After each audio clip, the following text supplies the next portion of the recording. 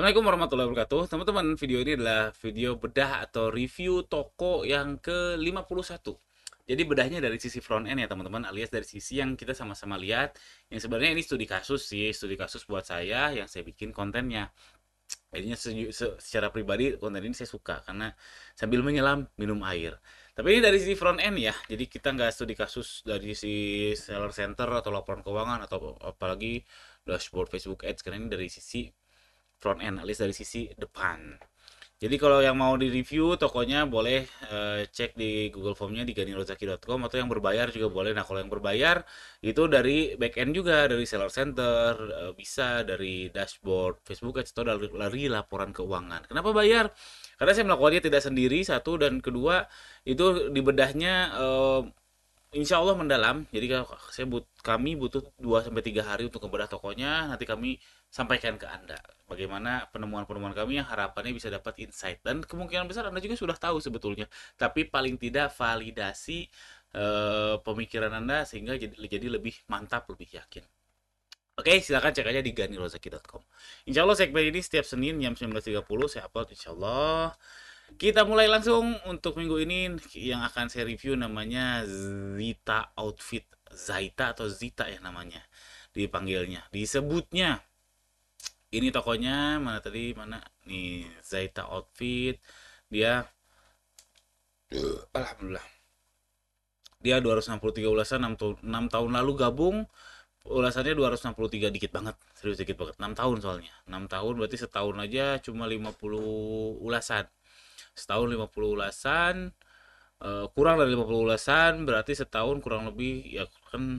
Yang ulas itu sekitar setengahnya dari yang beli ya, berarti sekitar 100 order per tahun. Oh, kecil kecil, mohon maaf saya bilang kecil ya, sayang sekali. Padahal pengikutnya lumayan ya, 2100. Mengikuti pengikut 1200 dan seterusnya.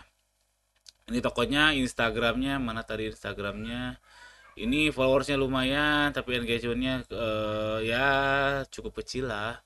Terus ternyata ada dua Instagramnya, Gamis Sepli sama Gamis Etika. Jadi memang beliau ini reseller. Jadi kalau saya tahu Etika sama Sepli, saya tahu. Etika di Bandung. Kalau saya di Bandung, saya di Cimahi dekat Bandung lah. Udah lama tahu Etika. Terus Sepli juga tahu di mana ya, Sepli saya lupa di mana dia. Ya, saya cukup tahu, cukup pernah dengar lah, setidaknya cukup pernah dengar. Itu tokonya. Lalu saya mau bacain komen dari beliau, si yang punya toko. Closing menurun pasca lebaran katanya. Sudah rekrut tim untuk live dan membuat konten, tapi penjualan masih belum maksimal. Shopee kena poin 7. Apa harus buat akun baru? Wah, soal penalti dulu ya. Ini saya ya, mungkin saya yang mainnya kurang jauh ya. Saya belum pernah nemuin toko yang kena penalti sampai poin 7 gini. Atau di atas 3 lah, 4, di atas 4 lah. Saya belum pernah nemuin toko Shopee yang kena penalti di atas 4 dan bisa balik lagi ke performa sebelum di atas 4. Saya belum pernah nemuin. Walaupun ini cuma dasar saya cuma ngelihat 3 toko rasanya. Jadi jangan-jangan saya yang kurang jauh mainnya. Mungkin ada di luar sana, sepertinya ada di luar sana yang memang bisa bangkit, bisa rebound meskipun udah kena penalti tinggi, terus dia bisa rebound, mungkin ada. Tapi kalau saya belum pernah lihat. Jadi apakah harus buat akun Shopee baru? Ya terserah. Kalau saya pribadi saya belum pernah lihat. Nah, kalau saya jadi mbaknya, jadi si ini mbak-mbak apa mas-mas ya. Kalau saya jadi mbaknya, saya akan bikin baru. Karena ya saya melihat dari pengalaman yang saya lihat, walaupun benar, saya yakin di sana ada yang bisa bangkit ya. Cuman saya belum pernah lihat. Jadi saya lebih baik mempercaya apa yang pernah saya lihat aja. Yang yang sudah jelas pernah saya lihat. Jadi apakah harus buat akun baru? Kalau saya jadi mbaknya, saya ya. Lalu soal rekrut tim, kita lanjut aja karena saya mau komentari soal itu juga. Jadi review saya atau studi kasus saya terhadap toko Zita Outfit ini lah, eh Nuzita Outfit ini. Jadi jika saya jadi si mbaknya, satu, saya akan buat toko baru seperti yang saya bisa dibilang tadi, karena saya belum pernah lihat ada yang berhasil bangkit setelah penalti. Dan toko lama bukan berarti bukan berarti dianggurin, jadi tetap tetap dia coba dirawat dan lain sebagainya. Jadi buat toko baru menurut saya realistis. Lalu saran saya tadi si Mbaknya bilang khusus live sama bikin konten ya. Saran saya jangan khusus live, tapi tapi bagus juga sih. Kok tapi ya. Saya lihat si Mbaknya ini punya toko offline. Saya lihat nih di sini beliau punya toko offline. Di toko offline-nya nih di Tuban teman-teman ada toko offline-nya. Loh, ini ya tenan ya nih tenan. Zita Outfit, your outfit is yourself. Jadi ada toko offline-nya. Ya oke, karena ada toko offline saran saya jangan hire orang hanya khusus untuk live sama bikin konten ya, jadiin kasir kek, jadiin packing kek atau apa. Jadi jangan khusus untuk konten ya saran saya ya. Apalagi sepertinya skalanya masih kecil. Jadi saran saya dialokasikan untuk ngerjain kerjaan-kerjaan yang lain di offline store-nya. Itu kalau saya jadi simbanya. Yang ketiga, saya akan ikuti gaya main agen lain. Gaya main agen lain.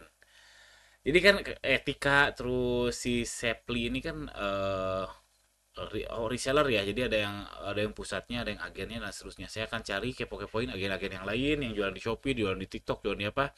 Mereka mainnya gimana sih? Keberhasilan mereka seperti apa? Terus saya coba comot-comot mana yang bagus, mana yang tidak. Yang bagus diterapkan, yang jelek simpen dulu, bukan langsung dibuang tapi simpen dulu. Kenapa? Karena yang bagus di mereka belum tentu bagus di kita. Jangan yang jelek di mereka bagus juga bisa bagus di kita, jangan-jangan. Jadinya saya akan bikin list daftar apa aja yang kompetitor atau agen-agen lain lakukan, agen-agen lain lakukan, lalu saya urutin dari yang paling bagus menurut saya. Lalu dipilih mana yang paling mungkin dari yang paling bagus tersebut langsung eksekusi.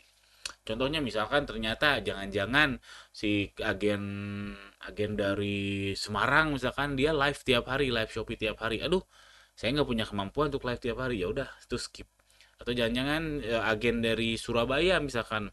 Oh, dia ternyata main submit 7788 dan sebagainya. Ya udah saya ikutin kalau misalkan memungkinkan harganya. Ya itu harus dicek. Jadi ngecek si agen-agen lain. Karena barangnya sama, harusnya ya bisa ditarik benang merahnya gaya mainnya yang berhasil itu seperti apa dan bisa diduplikasi harusnya. Karena barangnya sama. Lalu saya akan coba jika saya jadi mbaknya, saya akan coba dari offline jadi online. Jadi itu kan udah ada toko offline-nya ya. Kalau masih berdiri saat ini berarti harusnya masih ada customer yang beli.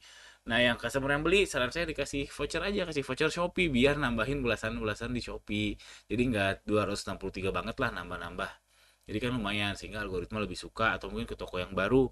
Jadinya setelah orang itu beli, dibilangin, "Mbak mau kalau check out lagi nanti bisa bisa dapat voucher nih. Ini vouchernya di Shopee." Tinggal bikin vouchernya di Shopee, kasih kartu ada tulisan kode vouchernya dan seterusnya.